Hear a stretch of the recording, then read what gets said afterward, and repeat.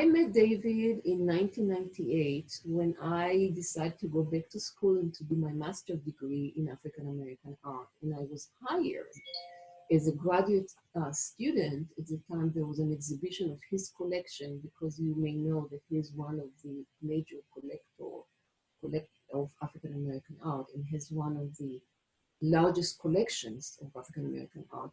And I was hired to assist with the programming related to the exhibition in '98. So I worked with him during the time, and then when I joined the David Driskell Center in 2004, I started to work with him on regular basis.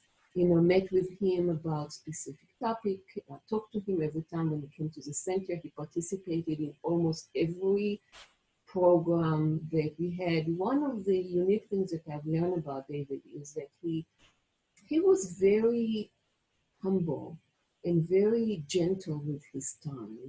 He always had time for everybody. And I'm not only talking about curators and directors of museum, but I'm also talking about students from undergrad to graduate level.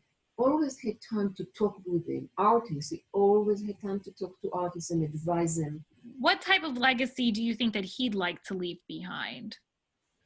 I think that education was very important to him.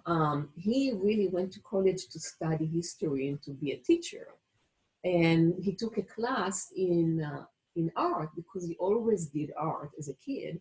And one of his professors saw that and said, "You belong here in the art department, not in the history department." So he became an art student, and of course, then the rest is history.